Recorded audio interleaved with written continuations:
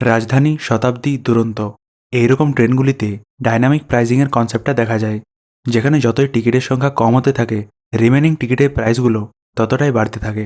আর আপনারা হয়তো এই ট্রেনের টিকিট বুক করার সময় আইআরসিটিসিতে এই ডাইনামিক ফেয়ারটা দেখতে পান।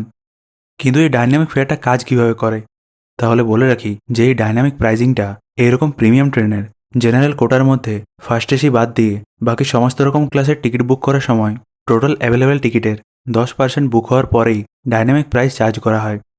10% টিকিট ফুল হওয়ার পরেই টিকিটটার বেস ফেয়ারের 10% ডাইনামিক ফেয়ার নেওয়া হয়।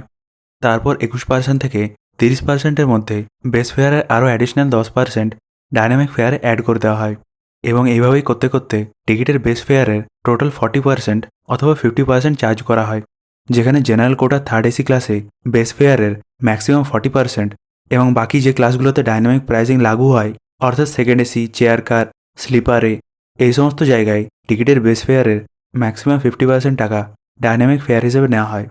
আর এটাই কিন্তু ম্যাক্সিমাম ডাইনামিক ফেয়ার হিসাবে চার্জ করা হয়।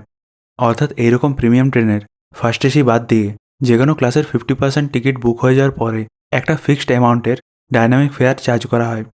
সুতরাং আপনারা যদি এইরকম প্রিমিয়াম ট্রেনে ডাইনামিক প্রাইসটা অ্যাভয়েড করতে চান, তাহলে আপনাকে ওই ক্লাসের, অর্থাৎ আপনি যদি থার্ড এসিতে বুক করছেন, তাহলে থার্ড এসি ক্লাসের টোটাল অ্যাভেলেবেল সিটের প্রথম 10%-এর মধ্যেই আপনাকে টিকিটটা বুক করতে হবে। আর তার জন্য যেটা আপনার দরকার সেটা হচ্ছে একটা প্রো লেভেলের স্পিড। আর যদি কোনো ফেস্টিভ্যালের সিজন হয়, তাহলে আপনাকে 60 দিন আগে থেকেই সকাল 8টার সময় যখন বুকিং শুরু হয় তখন থেকেই আপনার টিকিটটা বুক করে রাখতে হবে। এবং আপনি চাইলে যেদিন সকাল 8টার সময় আপনি টিকিটটা বুক করছেন, সেই দিনেরই রাত 12:30টার দিকে আপনি একবার চেক করে নেবেন যে আপনি যে ক্লাসের টিকিটটা বুক করবেন সেই ক্লাসে কটা সিট অ্যাভেলেবেল আছে, এবং সেখান থেকে আপনি 10%-এর ক্যালকুলেশনটা করে আপনি সেই মতো টিকিট বুক করার জন্য প্রিপারেশন নেবেন। এবং সেই মতোই আপনাকে কিন্তু স্পিডটাও রাখতে হবে, যাতে করে আপনি ওই ক্লাসের প্রথম 10%-এর মধ্যেই টিকিটটা বুক করতে পারেন এবং এই ডাইনামিক প্রাইসটা অ্যাভয়েড করতে পারেন। এটা কিন্তু যখন পুজোর সময় থাকে তখন কিন্তু খুব বেশি জরুরি হয়ে যায়।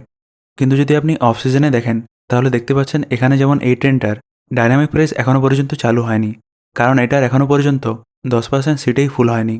কিন্তু এখানে দেখতে পাচ্ছেন এখন থেকেই পুজোর জন্য 60 দিন আগে থেকে টিকিট বুক করা শুরু হচ্ছে, তার জন্য এখানে আপনি ম্যাক্সিমাম ডাইনামিক প্রাইস দেখতে পাবেন। আশা করি এই ভিডিওর মাধ্যমে আপনি বুঝতে পেরেছেন যে ডাইনামিক প্রাইসটা কীভাবে কাজ করে এবং কীভাবে টিকিট বুক করার সময় আপনি এটা অ্যাভয়েড করতে পারবেন। যদি আপনার ভিডিওটা ঠিক লেগে থাকে তাহলে ভিডিওটা আপনি অবশ্যই শেয়ার করে দেবেন।